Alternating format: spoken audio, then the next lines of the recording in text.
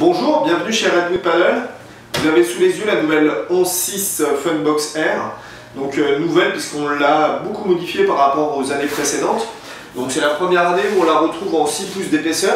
Donc c'est une planche qui est à la même épaisseur que les planches de race.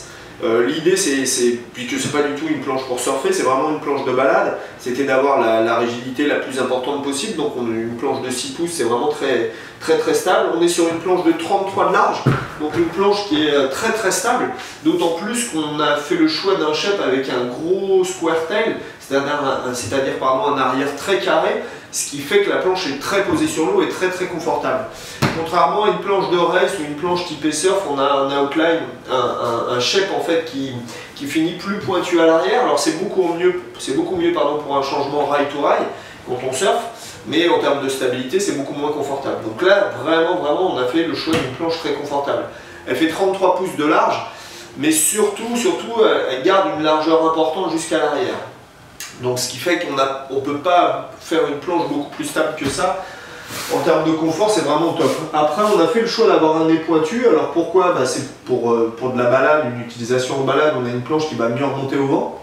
Donc une planche qui est plus ronde va avoir tendance à coller un petit peu à l'eau et à prendre le vent de pleine face. Donc une planche pointue va mieux passer. On a une planche qui a un petit peu de nose kick, c'est-à-dire qu'elle a le nez qui remonte un petit peu, contrairement à la 12.6 qui est très tendue pour avoir le maximum de surface portante, pour avoir une planche très rapide.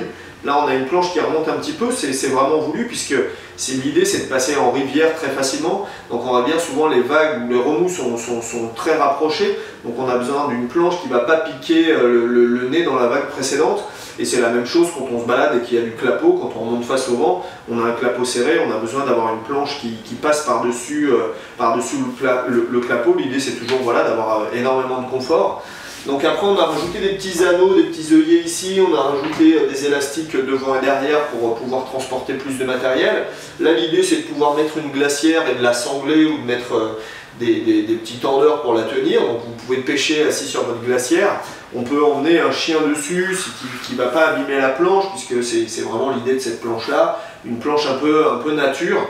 Donc on est vraiment content de ce nouveau bébé. C'est vrai que c'est quelque chose qui nous plaît à nous particulièrement, de découvrir un petit peu la nature avec un stand-up.